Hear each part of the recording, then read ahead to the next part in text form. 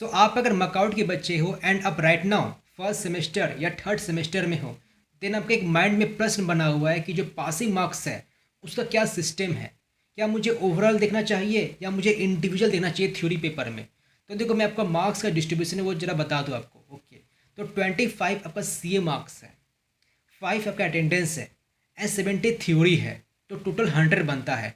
अब इस 100 में से आप अगर 40 मार्क्स लाते हो देन आप पास हो जाओगे।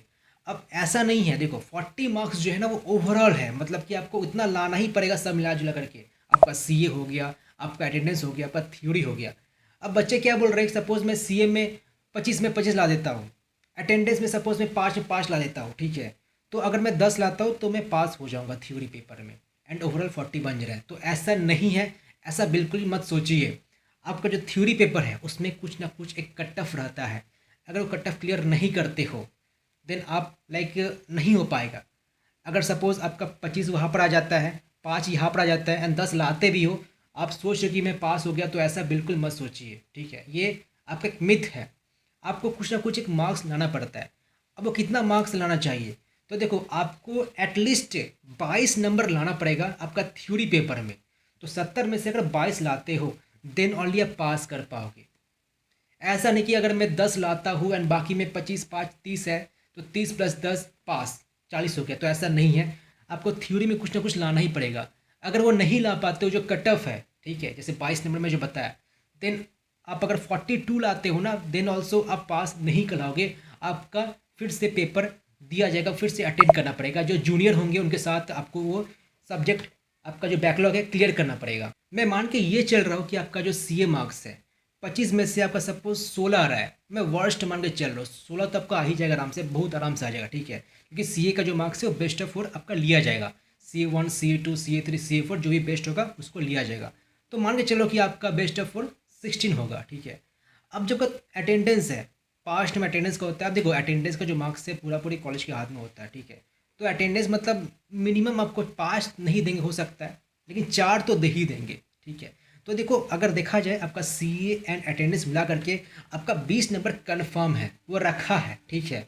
अब आपको क्या करना पड़ेगा, आपको कम से कम 22 नंबर लाना पड़ेगा, तो आपका 42 बनता है। एंड देखो सच बता रहा हूँ, अगर आप अभी तक कुछ ढंग का प्रिपरेशन नहीं किए हो, अगर सिर्फ ऑर्गेनाइजर पढ़ते हो ना, तो आप एक एटलीस्ट 30 मार्क्स आप ला सकते हो 70 में से। मैं बहुत ही एटलीस्ट मान के चल रहा हूँ। अब देखो ऐसा भी नहीं कि आप पूरा पूरी डिपेंड रहते हैं ऑर्गेनाइजर में, ठीक है। आपको लाइक उसमें दिमाग भी लगाना पड़ेगा कि मैं जो चीज़ पढ़ रहा हूँ वो क्या समझ में आ रहा है कि नहीं आ रहा है। बस उसको बस पढ़ते मत रह जाना। एंड पहला बात कि अगर आपके पास कोई ऑर्गेनाइजर है, मे भी कुछ कुछ इरेलीवेंट कंटेंट हो सकते हैं जो कि सिलेबस में नहीं है, तो प्लीज़ सिलेबस को साइड में रखना एंड पैरेलली ऑर्गेनाइजर फॉलो करना। और मैं बता दिया, ठीक है, मतलब आपका एटलीस्ट मुश्किल से मुश्किल एक 70 में से आपका 30 नंबर आ जाएगा। अगर ऑर्गेनाइजर को स्टार्टिंग टू एंड मतलब जो भी कंटेंट है पूरा पढ़ते हो सकता है 30 से 40 ला सकते हो या 45 ला सकते हो। 45 मैक्स टू मैक्स आ सकता है, ये मैं कंफर्म बता सकता हूँ। उससे ज़्यादा में भी नहीं आ सकता, क्योंकि उसके लिए तो को तब मतलब ही क्या रह गया आपका एग्ज़ाम देने का। ओके, तो 45 मैक्स टू मैक्स आप ला सकते हो अगर आप सिर्फ ऑर्गेनाइजर पढ़ते हो तो। एंड राइट नाउ अभी जो टाइम है टेक्स्ट बुक पढ़ने का टाइम नहीं है, ना ही यूट्यूब देखने का टाइम है। अब यूट्यूब में तुम जितना भी देख लो 2S करके जितना भी करके सारा कवर नहीं कर सकते हो। अगर कोई की टॉपिक काफ़ी टफ लग रहा है देन वो देखिए, लेकिन सब कवर नहीं हो सकता है। तो पहला जो प्रायोरिटी है वो आपको ऑर्गेनाइजर देना है। और मैं हर एक बच्चों को बताता हूँ, देखो बच्चों आप ट्राई करना कि आपका जो CGPA फर्स्ट सेमेस्टर में या थर्ड सेमेस्टर में आप जिसमें भी हो 7.5 की अराउंड ही रखने का।